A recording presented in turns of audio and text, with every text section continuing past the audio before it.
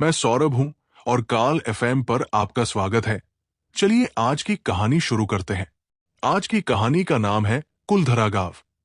राजस्थान के जैसलमेर के पास बसा ये वीरान गांव दिन में सिर्फ खंडहर लगता है, लेकिन रात होते ही यहां कुछ बदल जाता है। कुछ ऐसा जिसे देखने के बाद कोई वापस पहले जैसा नहीं रहता। कहते हैं कि इस गांव के लोग एक ही रात में गायब हो गए थे और जाते जाते उन्होंने इस जगह को श्राप दे दिया था। यहां कोई बस नहीं पाएगा। मैं इन बातों को सिर्फ कहानी समझता था, जब तक कि मैं खुद वहां नहीं गया। उस दिन मैं अपने कैमरे और रिकॉर्डर के साथ कुलधरा पहुंचा। सूरज ढल रहा था और हवा में अजीब सी खामोशी थी, जैसे पूरा गांव सांस रोके खड़ा हो। मैंने सोचा जल्दी से शूट करके निकल जाऊंगा, लेकिन जैसे ही मैं अंदर गया, मुझे लगा जैसे किसी ने मुझे देखना शुरू कर दिया है। हर टूटी दीवार, हर खाली खिड़की, जैसे मेरी हर हरकत पर नजर रख रही हो। मैंने खुद को समझाया और रिकॉर्डिंग शुरू की। तभी अचानक मेरे रिकॉर्डर में खुद ब खुद आवाज आने लगी, वापस जाओ। मैं चौंक गया। मैंने चारों तरफ देखा, लेकिन वहां कोई नहीं था। मैंने सोचा शायद कोई ग्लिच होगा, लेकिन तभी वही आवाज फिर आई, इस बार और करीब। यहां मत रुको। मेरी सांसें तेज हो गई। मैंने जल्दी जल्दी कैमरा समेटा और बाहर जाने लगा, लेकिन तभी मुझे एहसास हुआ, रास्ता वही नहीं रहा जिस रास्ते से मैं अंदर आया था। वो गायब हो चुका था। चारों तरफ वही टूटी हुई गलियां, वही खंडहर, जैसे गांव मुझे बाहर जाने नहीं देना चाहता। मैं घबराकर दौड़ने लगा। तभी पीछे से पायल की आवाज आई, छन छन। मैंने धीरे धीरे पीछे मुड़कर देखा और मेरी रूह कांप गई। एक औरत, पुराने राजस्थानी कपड़ों में, लंबे बाल और आंखें पूरी काली, वो धीरे धीरे मेरी तरफ बढ़ रही थी। मैंने भागने की कोशिश की, लेकिन मेरे पैर भारी हो गए थे। तभी वो मेरे बिल्कुल सामने आकर रुक गई और बोली, तुम क्यों आए हो? उसकी आवाज में गुस्सा था और दर्द भी। मैंने हकलाते हुए कहा, मैं बस। लेकिन वो अचानक चिल्लाई, यहां कोई नहीं आता। और उसी पल चारों तरफ से आवाजें आने लगी, सैकड़ों लोगों की, जैसे पूरा गांव बोल रहा हो, जाओ जाओ। मैं डर के मारे जमीन पर गिर गया। तभी मेरे सामने वो औरत झुककर बोली, तुम्हें यहां नहीं रहना चाहिए।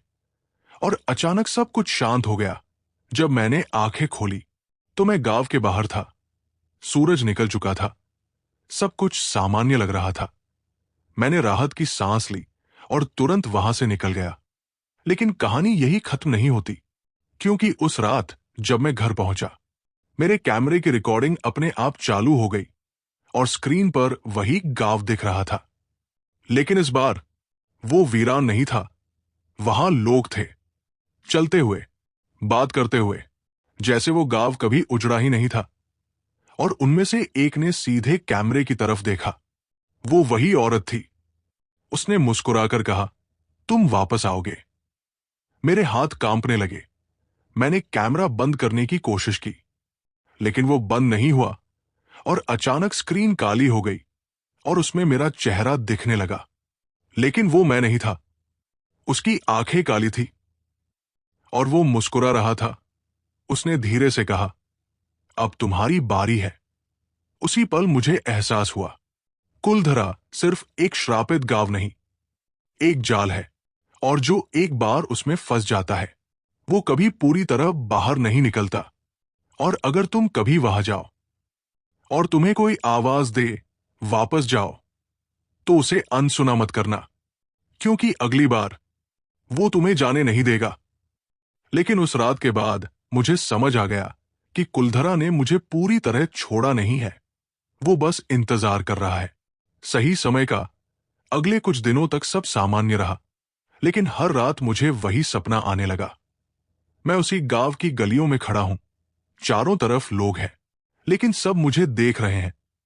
और जैसे ही मैं किसी से बात करने की कोशिश करता हूं, वो सब एक साथ गायब हो जाते हैं और पीछे सिर्फ वही औरत खड़ी रह जाती है। वो धीरे से कहती, तुम वापस आओगे। और मैं डर के मारे जाग जाता। एक रात मैंने तय किया कि अब मैं इस सब का अंत करूंगा। मैं फिर से कुलधरा जाऊंगा, लेकिन इस बार डर कर नहीं, सच जानने के लिए। अगली शाम मैं फिर उसी रास्ते पर था। सूरज ढल रहा था और इस बार हवा पहले से ज्यादा भारी थी, जैसे गांव जानता हो कि मैं लौट आया हूं। जैसे ही मैंने कदम अंदर रखा, वही सन्नाटा, वही एहसास कि कोई मुझे देख रहा है। लेकिन इस बार मैंने भागने की कोशिश नहीं की। मैं सीधे उस जगह गया जहां मैंने पहली बार उस औरत को देखा था।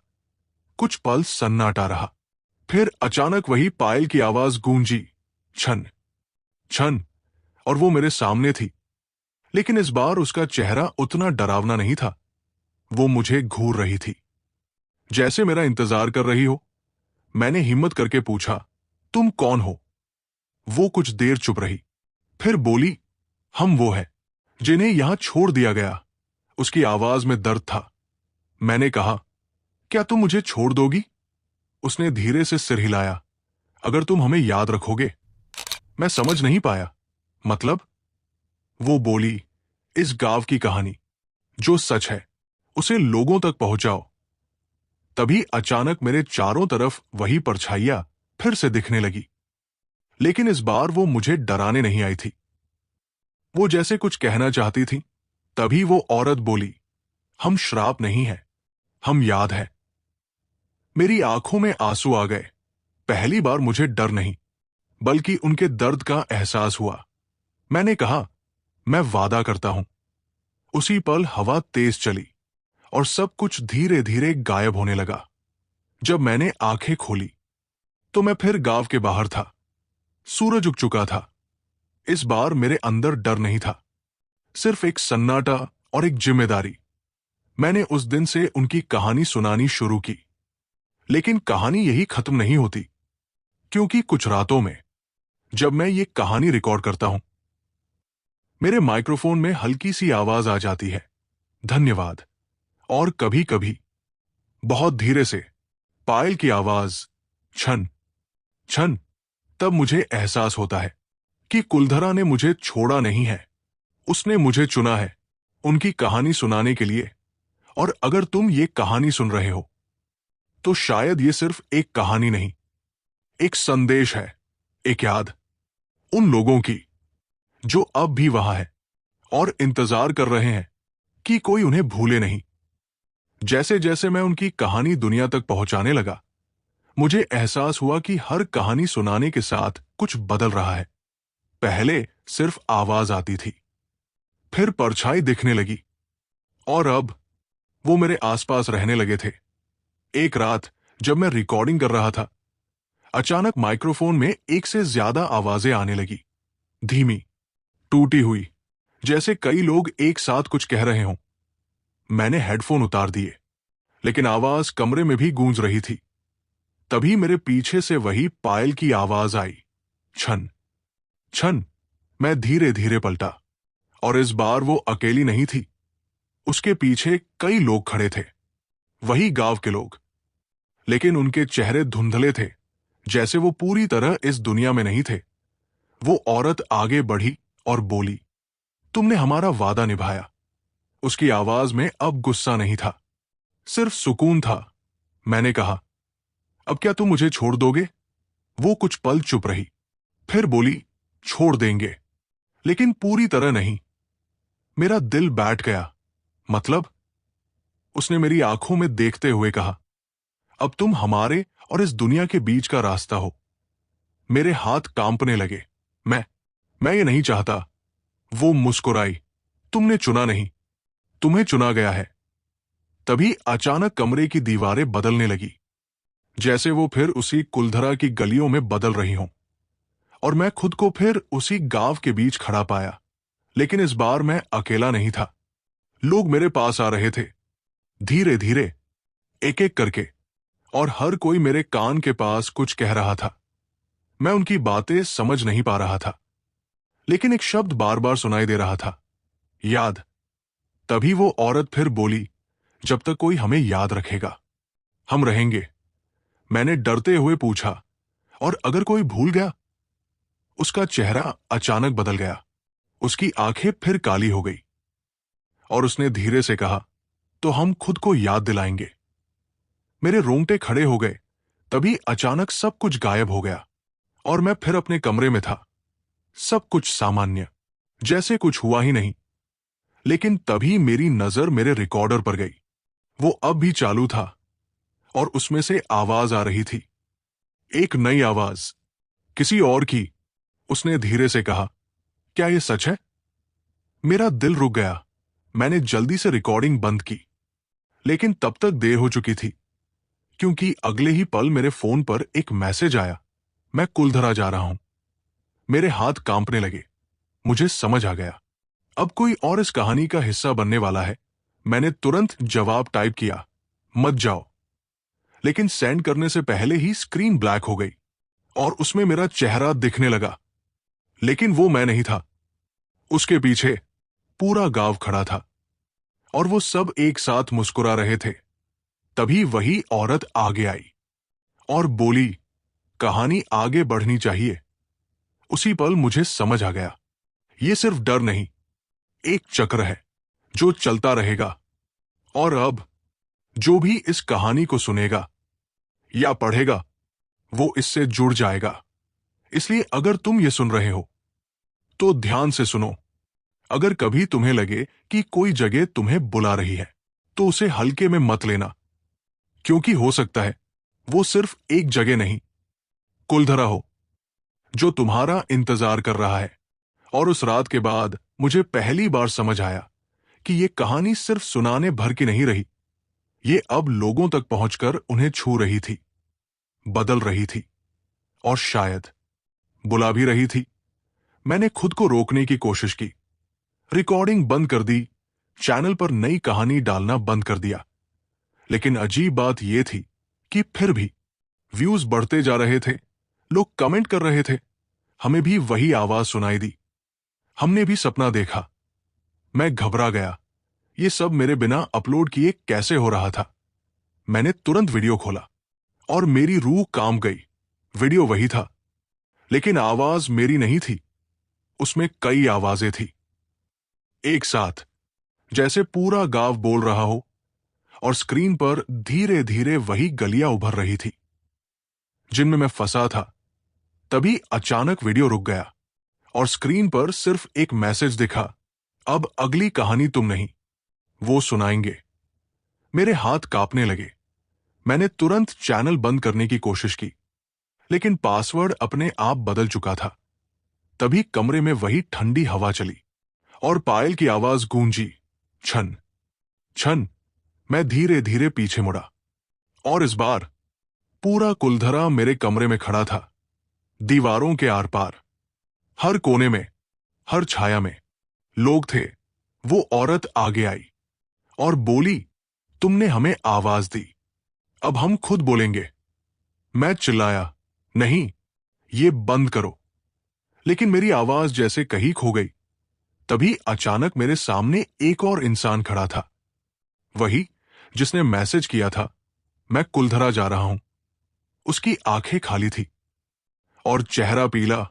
उसने धीरे से कहा, मैं आ गया। मेरा दिल बैठ गया। मैंने उसे रोकने की कोशिश की, तुम वापस जाओ। लेकिन उसने मेरी बात सुनी ही नहीं। वो धीरे धीरे मेरे पास आया और मेरे कंधे पर हाथ रख दिया। उसका हाथ बर्फ जैसा ठंडा था। तभी वो औरत मुस्कुराई, अब ये तुम्हारी जगह लेगा। मैं पीछे हट गया। नहीं, मैं किसी को नहीं फंसाना चाहता। वो बोली, अब ये तुम्हारे हाथ में नहीं। तभी अचानक जमीन मेरे नीचे से खिसकने लगी और मैं उसी अंधेरे में गिरने लगा। वही ठंड, वही सन्नाटा, वही अंतहीन गिरावट। लेकिन इस बार मैं अकेला नहीं था। मेरे साथ वो भी गिर रहा था और उसके चेहरे पर डर था, असली डर। उसने मुझे देखा और चिल्लाया, ये क्या है? लेकिन अब बहुत देर हो चुकी थी। हम दोनों उसी जगह पहुंच गए, कुलधरा की उस दुनिया में जहां से कोई वापस नहीं जाता। चारों तरफ वही लोग, वही परछाइयां। लेकिन इस बार वो मुझे नहीं देख रहे थे, वो उसे देख रहे थे। तभी वो औरत धीरे धीरे उसकी तरफ बढ़ी और बोली, स्वागत है। मैं वही खड़ा था, सब देख रहा था, लेकिन इस बार मैं बाहर था और वो अंदर। तभी मुझे एहसास हुआ मैं सच में बाहर आ गया हूं। लेकिन किस कीमत पर? मैंने एक बार पीछे मुड़कर देखा तो वो मुझे देख रहा था। उसकी आंखों में सवाल थे और गुस्सा भी, लेकिन मैं कुछ नहीं कर सकता था। तभी वो औरत मेरे पास आई और बोली, अब तुम आजाद हो। मैंने धीरे से पूछा, सच में? वो मुस्कुराई, जब तक अगली कहानी शुरू न हो। मेरी सांस रुक गई। मैंने चारों तरफ देखा, सब कुछ सामान्य था। मेरा कमरा, मेरी दुनिया, लेकिन अंदर कुछ बदल चुका था। और अब जब भी मैं कोई नई कहानी सोचता हूं, मेरे दिमाग में पहले से ही आवाज गूंजती है, हम तैयार हैं। इसलिए अगर तुम ये सुन रहे हो तो एक बात याद रखना, कुछ कहानियां सिर्फ सुनी नहीं जाती, वो जी जाती है। और अगर तुमने उन्हें ज्यादा देर तक सुन लिया तो शायद अगली कहानी तुम्हारी हो। उसी पल मुझे एहसास हुआ कि यह सिलसिला रुकने वाला नहीं है। चाहे मैं भागूं, छुप जाऊं या सब कुछ छोड़ दूं, कुलधरा अब सिर्फ एक जगह नहीं रहा, वो एक रास्ता बन चुका है, दो दुनियाओं के बीच। और मैं उस रास्ते का हिस्सा बन चुका हूं। अगले कुछ दिनों तक मैंने खुद को पूरी तरह अलग कर लिया। ना कोई रिकॉर्डिंग, ना कोई कहानी, ना कोई अपलोड। लेकिन फिर भी हर रात मेरे फोन की स्क्रीन अपने आप जल उठती और उस पर वही गलियां दिखने लगती, वही टूटी दीवारें और दूर खड़ी वो औरत। एक रात मैंने हिम्मत करके फोन को बंद करने की कोशिश की, लेकिन जैसे ही मैंने स्क्रीन को छुआ, अचानक वो स्क्रीन गहरी हो गई, जैसे पानी हो। और उसमें से एक हाथ बाहर आया, ठंडा, सख्त। उसने मेरी कलाई पकड़ ली। मैं चीख पड़ा और पीछे हट गया। फोन जमीन पर गिर गया, लेकिन वो हाथ गायब हो चुका था। तभी मेरे कान के पास फुसफुसाहट आई, तुम हमें रोक नहीं सकते। मेरा दिल जोर से धड़कने लगा। मैं समझ चुका था, अब ये मेरे कमरे तक सीमित नहीं रहा, ये हर जगह है जहां मैं हूं। वही कुलधरा है। अगले दिन मैंने फैसला किया कि मैं इस सब का अंत करूंगा। चाहे जो हो जाए, मैं उस जगह को हमेशा के लिए खत्म कर दूंगा। मैं फिर उसी रास्ते पर गया, वही वीरान सड़क, वही हवा, लेकिन इस बार डर के साथ साथ गुस्सा भी था। जैसे ही मैं कुलधरा के अंदर पहुंचा, इस बार कोई आवाज नहीं आई, कोई पाय नहीं, कोई फुसफुसाहट नहीं, सिर्फ गहरा सन्नाटा। मैं सीधे उस जगह पहुंचा जहां सब शुरू हुआ था। मैंने चिल्लाकर कहा, खत्म करो ये सब। कुछ पल तक कुछ नहीं हुआ। फिर अचानक जमीन कांपने लगी और धीरे धीरे वो औरत मेरे सामने प्रकट हुई। लेकिन इस बार वो अकेली नहीं थी, उसके पीछे सैकड़ों लोग खड़े थे। सब मुझे घूर रहे थे। उसने शांत आवाज में कहा, तुम्हें लगता है तुम हमें खत्म कर सकते हो? मैंने हिम्मत जुटाकर कहा, हां। वो मुस्कुराई और बोली, तो पहले खुद को खत्म करना होगा। मेरे पैरों तले जमीन खिसक गई। तभी अचानक मेरे सामने मेरा ही दूसरा रूप खड़ा हो गया। वही चेहरा, वही आंखें, लेकिन उनमें डर नहीं था, सिर्फ खालीपन। उसने धीरे से कहा, अगर ये खत्म हुआ तो हम भी खत्म हो जाएंगे। मैं समझ गया, ये जगह सिर्फ श्राप नहीं, ये उन सबकी याद है जो कभी यहां थे। अगर मैं इसे मिटा दूं तो वो सब भी मिट जाएंगे। और शायद मैं भी। मैं कुछ पल के लिए चुप हो गया। मेरे अंदर लड़ाई चल रही थी, डर और जिम्मेदारी के बीच। तभी वो औरत फिर बोली, हर कहानी का अंत जरूरी नहीं होता। मैंने धीरे धीरे अपनी आंखें बंद की और सिर झुका दिया। मैं इसे खत्म नहीं करूंगा। उसी पल सब कुछ शांत हो गया। जब मैंने आंखें खोली तो वो सब गायब थे। मैं अकेला था, कुलधरा के बीच। लेकिन इस बार डर नहीं था, सिर्फ एक सन्नाटा और एक समझ, अब मैं वापस आ गया हूं अपनी दुनिया में। लेकिन अब मैं पहले जैसा नहीं हूं, क्योंकि अब मैं जानता हूं, कुछ कहानियां खत्म नहीं होती, वो बस चलती रहती है, लोगों के साथ, उनके अंदर। और अब ये कहानी भी चलती रहेगी, तुम्हारे साथ। अगर तुमने इसे पूरा सुना है तो ध्यान रखना, आज रात अगर तुम्हें हल्की सी पायल की आवाज सुनाई दे, छन छन, तो पीछे मत देखना, क्योंकि हो सकता है वो तुम्हें नहीं, तुम्हारी कहानी को बुला रही हो। और उस रात के बाद पहली बार मैंने सच में चुप रहने की कोशिश की। ना कोई रिकॉर्डिंग, ना कोई कहानी, बस खामोशी। लेकिन खामोशी भी कभी कभी सबसे ज्यादा डरावनी होती है, क्योंकि उसी खामोशी में मुझे वो सब सुनाई देने लगा जो पहले दबा हुआ था। हल्की हल्की फुसफुसाहट, दूर से आती पायल, और बीच बीच में किसी की धीमी हंसी। मैंने अपने कान बंद किए, लेकिन आवाज अंदर से आ रही थी, जैसे वो मेरे दिमाग में गूंज रही हो। तभी अचानक मेरे कमरे की लाइट अपने आप बंद हो गई और आईने में एक हल्की सी रोशनी चमकी। मैंने धीरे धीरे उस तरफ देखा और मेरी सांस रुक गई। आईने में मैं नहीं था, वहां कुलधरा की वही गली थी, और उस गली के बीचों बीच एक छोटा सा बच्चा खड़ा था। वो मुझे देख रहा था, उसकी आंखें खाली थी, लेकिन उसमें एक अजीब सा सवाल था। उसने धीरे से कहा, तुमने हमें क्यों नहीं छोड़ा? मेरे हाथ कांपने लगे। मैंने पीछे हटना चाहा, लेकिन पैर जैसे जमे हुए थे। तभी अचानक वो बच्चा आईने के और करीब आ गया, और फिर धीरे धीरे उसने अपना हाथ बाहर निकाला। इस बार कांच ने उसे नहीं रोका, उसका हाथ बाहर आ गया और उसने मेरी उंगली पकड़ ली। उसकी पकड़ ठंडी थी, लेकिन उसमें डर नहीं था, सिर्फ एक अजीब सा खिंचाव। उसने कहा, चलो। और उसी पल मुझे लगा जैसे मेरा शरीर हल्का हो रहा है। मैं आईने के करीब खिंचता जा रहा था। मैंने खुद को रोकने की कोशिश की, लेकिन जैसे कोई ताकत मुझे अंदर बुला रही थी। तभी अचानक पीछे से एक जोर की आवाज आई, रुको। मैं पलटा, और वहां वही औरत खड़ी थी, लेकिन इस बार उसका चेहरा अलग था। उसमें गुस्सा नहीं था, सिर्फ चिंता। उसने बच्चे का हाथ पकड़ा और उसे पीछे खींच लिया, फिर मेरी तरफ देखा। अभी नहीं। मेरी सांस तेज हो गई। क्यों? वो बोली, क्योंकि अभी तुम्हारी कहानी खत्म नहीं हुई। मैंने कांपते हुए पूछा, और कब होगी? वो धीरे से मुस्कुराई, जब कोई और तुम्हारी जगह ले लेगा। मेरे रोंगटे खड़े हो गए। तभी आईना फिर से सामान्य हो गया और मैं अपने कमरे में अकेला खड़ा था। लेकिन अब मैं समझ चुका था, ये सब खत्म नहीं हुआ है, ये बस रुका है। और किसी दिन, किसी रात, जब मैं सबसे कम तैयार होऊंगा, वो मुझे फिर बुलाएंगे, और शायद इस बार कोई मुझे रोकने नहीं आएगा। इसलिए अगर तुम ये सुन रहे हो और तुम्हें लगे कि सब सामान्य है, तो एक बार अपने आसपास देख लेना। कहीं कोई तुम्हें देख तो नहीं रहा, कहीं कोई तुम्हारा इंतजार तो नहीं कर रहा, क्योंकि कुछ कहानियां खत्म होने से पहले अपना अगला किरदार चुन लेती है।